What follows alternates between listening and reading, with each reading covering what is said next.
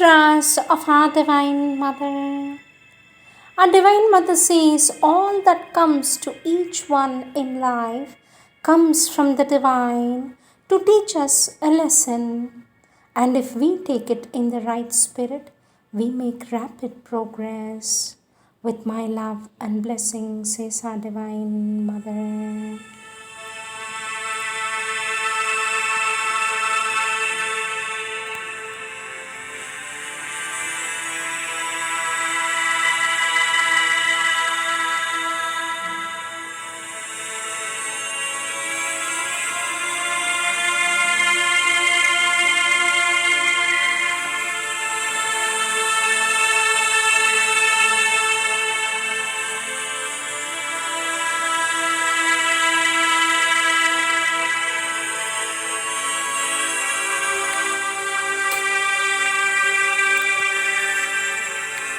Continuation of our words of our Lord Sri Aurobindo, taken from the collective works of our Lord Sri Aurobindo, Letters on Yoga, Volume 4, page 692, topic The Right Attitude, under Part 4 of the Difficulties in the Practice of Integral Yoga, Section 2, subtopic under the right attitude towards difficulties, treating difficulties as opportunities.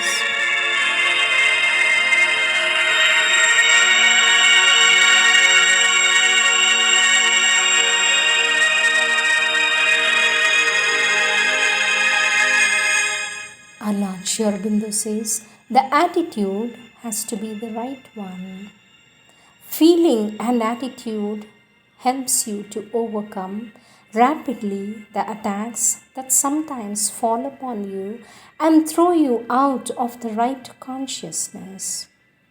Difficulties so taken becomes opportunities.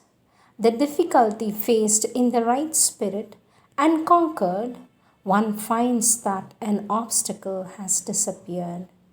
A fresh step forward has been taken.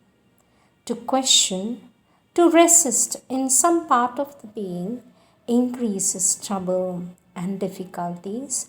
That was why an unquestioning acceptance and unfailing obedience to the directions of the Guru was laid down as indispensable in the old Indian yogas. It was demanded not for the sake of the Guru, but for the sake of the disciple. Our Lord Sri Aurobindo says, this kind of acute struggle comes very often to a sadhak when he wants to make a complete and decisive progress instead of the slow elimination which is the usual course of nature. The strong urge upward is resisted by a vehement pull back from below. But the advantage is that when one persists and conquers, much has been gained by the struggle, and in that part of the being that resists a decisive advantage. Persevere, therefore, and do not grieve for occasional waverings or stumbles which can easily happen in so arduous a combat. Our Lord Sri Aurobindo says, it should always be the rule for the sadhak not to linger over such things, but to pick oneself up again and go resolutely forward.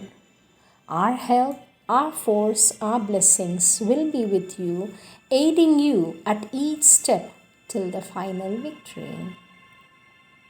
Our Lord Sri Aurobindo says, why get excited over these small things or let them disturb you? If you remain quiet, things will go much better. And if there is any difficulty, you are more likely to find a way in a quiet mind open to the peace and power. That is the secret of going on, not to allow things and happenings, not even real mistakes, to upset you, but to remain very quiet, confiding in the power to lead you and set things more and more right.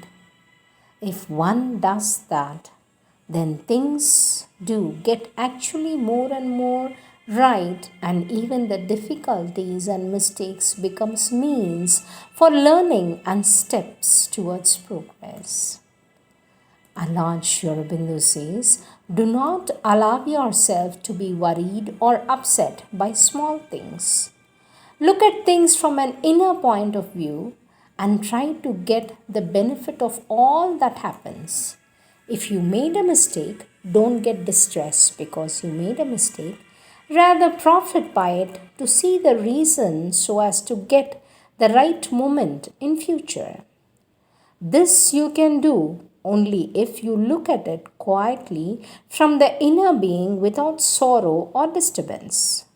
Of course, one must not make a mistake for the purpose of bringing it out or accept the mistake once made, but if it comes, one has to take advantage of it to change. An occurrence like that should always be taken as an opportunity of self-conquest. Put your pride and dignity in that, in not being mastered by the passions, but they master. It is indeed true that when one conquers a difficulty or goes forward, it creates a right current in the atmosphere. Moreover, each time one gets an opening, it becomes more possible to make it permanent. It is true that if one has the true basis, then after every attack, one finds oneself farther advanced in progress. Yes, a great progress should only spur one on to a greater progress, besides which the first will appear as nothing. Yes, a great progress should only spur one on to a greater progress, beside which the first will appear as nothing. Yes, that is so. Every victory gained over oneself means new strength to gain more victorious. Next subtopic, the certitude of victory.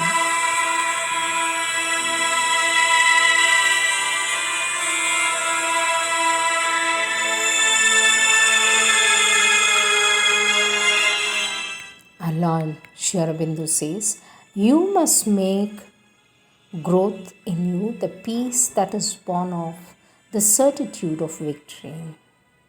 If anger, desire, etc. had disappeared already, there would be the victory already. What I mean by the certitude of victory is the certitude of the eventual victory, which is a matter of faith and an inner reliance upon the divine.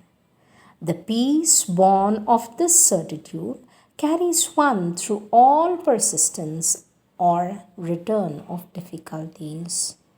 Whatever resistance there is in the outer being will go, only it takes time.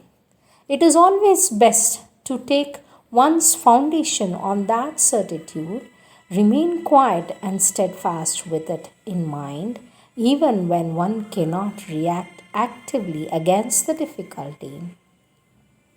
For the quiet passive resistance will make it pass sooner, even if one is disturbed and anxious.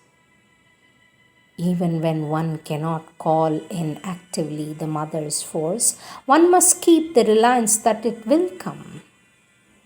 Our Lord Sri Aurobindo says, do not let the difficulties you feel or meet from outside overcome or depress you.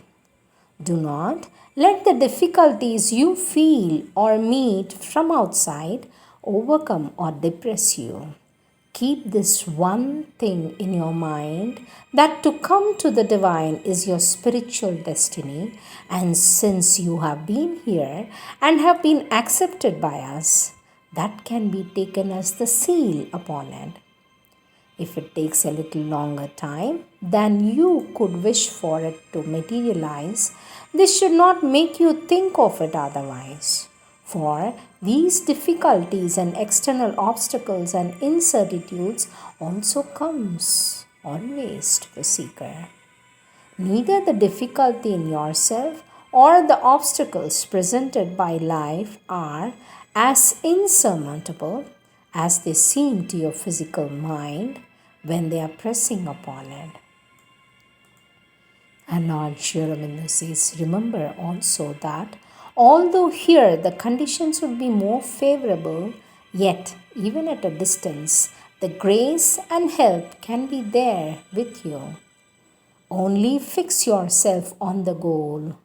Make the inner choice once for all, firmly and completely. It is there in your soul. Fix it in your mind also. Once there, fixed and unalterable, it will prevail over the difficulties of your own vital nature and the physical world's opposition and misunderstanding or reluctance. And Lord Sri Aurobindo says the reaching is already assured, as it cannot but be when a sincere and abiding aspiration is supported by a sincere and abiding endeavor. With that and the grace supporting, all difficulties can be and surely will be overcome. The victory is always sure. Even when there is a difficulty, never doubt that the victory will be there, says our Lord Sri Aurobindo.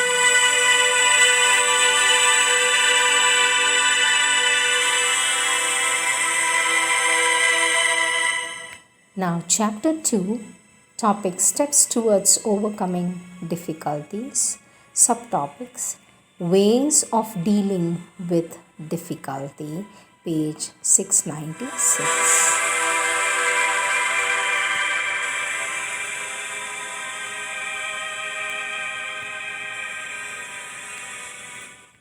In this, our Lord Sri Aurobindo says, this sadhana is a yoga of transformation of the human consciousness into the divine consciousness.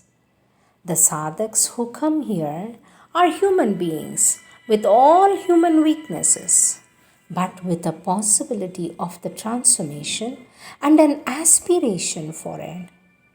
For getting rid of the human weaknesses such as lust, greed, vanity, pride, falsehood, they must become conscious of them, must always reject them, must call in the Divine Mother's presence, the divine consciousness, the divine force to help them in rejecting their defects and to transform them. If you do that, then all that is necessary for the change will be done, says our Lord Sri Aurobindo. Our Lord Sri Aurobindo says, when the old moments or suggestions or voices come, first reject them always, do not listen, take no interest. Second, if they persist, do not believe what they say or allow them to influence you. Know that they are voices or moments of a false, confused and inferior consciousness. You have seen what the real truth is and how great it is.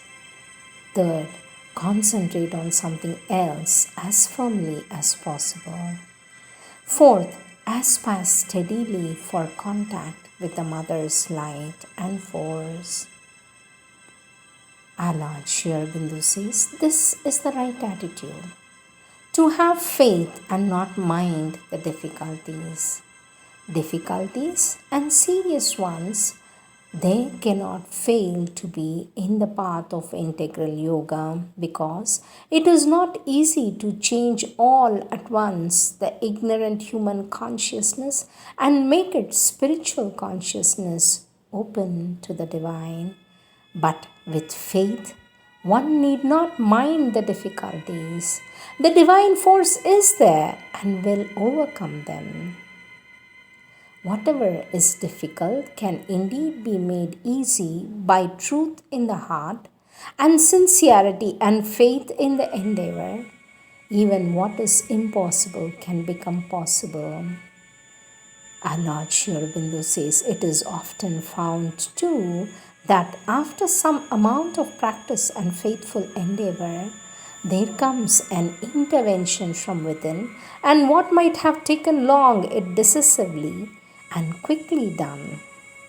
Your prayer will surely be answered, for it is to that you are moving, says our Lord Sri Aurobindo.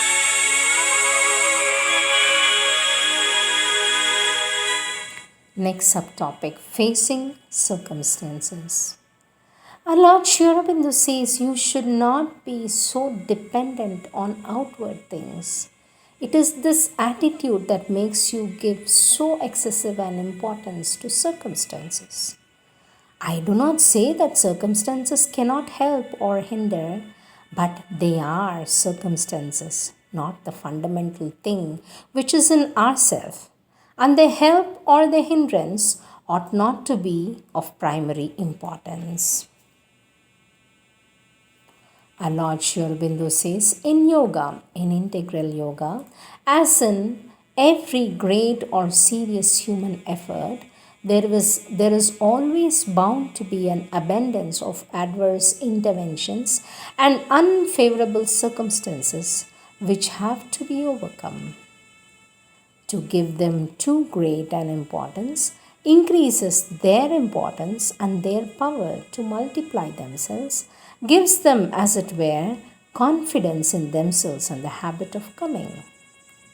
Our Lord Sri Aurobindo says to face them with equanimity. If one cannot manage a cheerful persistence against them of confident and resolute will, diminishes, on the contrary, their importance and effect, and in the end, though not at once, gets rid of their persistence and recurrence.